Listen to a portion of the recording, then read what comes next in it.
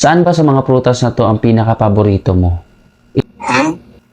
Hindi naman prutas yung itlog. Load tayo ng tips, I think, online, TikTok. Tignan nga natin kung may makukuha tayo. Medyo matagal-tagal to. Panoorin natin, no? Again, this is Doc Chris, your online family doctor, making medicine easy for you to have a healthy life. Sir Jordan Palatolon. Pairam ng video. Tingnan natin. Best food. Okay, sabi niya best food. Isa-isayin natin yung sasabihin niya.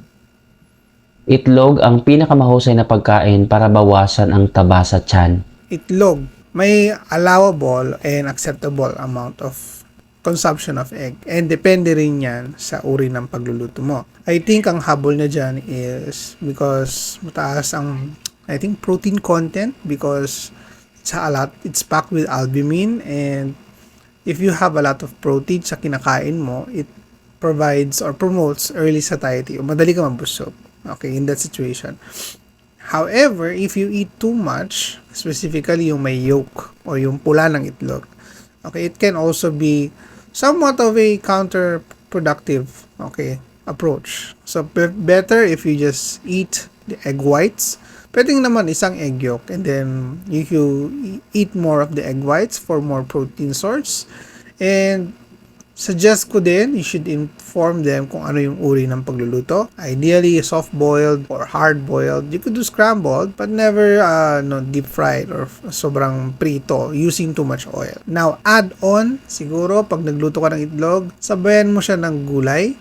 Anything na green leafy vegetable that can be packed with fiber, and that will be a more powerhouse of a meal para makapag-help mag-lose ng weight. Specifically, kung gusto mo mag-lose ng belly fat, siyempre sabayan mo pa rin ng physical activity and exercise. Saging ang pinakamahusay na pagkain para i-recover ang muscle. Because, siyempre, ang saging mataas ang source ng potassium. Now, there are other sources of potassium na pwedeng pagkuhanan, pero ideally, is the most recommended at the same time, very accessible fruit na pwedeng mabili for recovery. Now, aside from that, syempre, whenever you're doing exercise, okay, or resistance training, it's always important that you set aside a day for recovery. Hindi dapat to everyday na nagkakaroon ka ng weight training. You should space out your weight training kahit at least 2 days in between para hindi mapagod or ma-burn out yung katawan mo. For cardio, you should have at least a rest period as well para lang din hindi ka ma-over fatigue.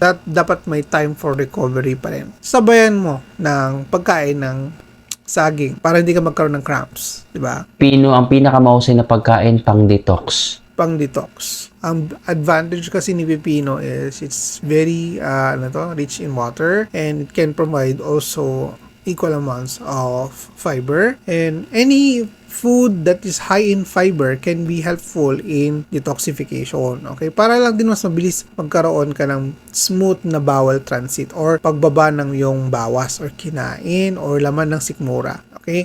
High fiber meals are very important because they help facilitate better transit ng yung poop. Okay? Especially in the morning. Okay? So, kahit hindi pipino, pwedeng gulay. Kumain ka lang ng gulay, importante yun. Because it's high in fiber, and fiber helps, okay, a bunch in your lifestyle. Orange ang pinakamahusay na pagkain para sa immunity. O ano ba sana talaga ang gusto mong pangalan? Ay, ang gusto ko sana ng pangalan ay Charmaine. I think pertain dun yung vitamin C. Because I think poster boy of vitamin C is always orange. Di ba? Or ascorbic acid. Any fruit that is rich with vitamin C will do. Melon ang pinakamahusay na pagkain para sa hydration. Ang sagot ko dyan, pero hindi kasi siya pagkain eh. Tubig. Water is the most consumable that can help you for hydration. Okay, watermelon pwede. If you're talking about fruits, yes, pwede rin naman. You can use also melon. Okay, good pa rin naman. Pero if you want to be hydrated or stay hydrated, inom ko lang ng tubig, no? At least 8 to 10 glasses a day. Kung mainit ngayon, lalo na sinasabi nila meron tayong El Nino coming. Okay, keep yourself hydrated. Pinya ang pinakamahusay na pagkain para sa digestion. So digestion, anything na may fiber, sabi ko nga, pinya actually has vitamin C as well. Ano ba? Pinya has a lot of fiber. Okay. Yun naman ang main source nun eh. Fiber-rich foods can help in easing digestion. So, detox, digestion, halos they would equate on the same. Ito naman, avocado. Avocado ang pinakamahusay na pagkain para sa kalusugan ng puso. O kung sakali, ano ba sanang gusto mong pangalan? O kaya gusto ko sana talagang pangalan ay Melanie. The reason why avocado ang pinili niya because avocado is a good source of essential fats. Fats that can be good, okay, and then can help facilitate transit of bad fat out of the body. Okay, that's a good source, avocado. Ilang, depende rin sa season. Medyo mahal kasi kapag hindi niya season, di ba? Pero masarap yan, masustansya. And tama doon, tama ako doon. Tama siya doon. Okay. Durian ang pinakamahusay na pagkain para sa natural testosterone. Durian, natural source of testosterone. Well, kapag durian, I have to check kung meron talagang source na natural testosterone. Because testosterone is a hormone that regulates yung male characteristics. Okay? And yung male characteristics specifically helps develop yung patterns of male features. Kumbaga, baldness, facial hair, deepening of the voice, gano'n.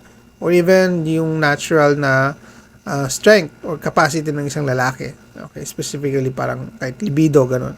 Pero hindi pa ako familiar about testosterone from durian. Baka bago to. Tingnan natin next time.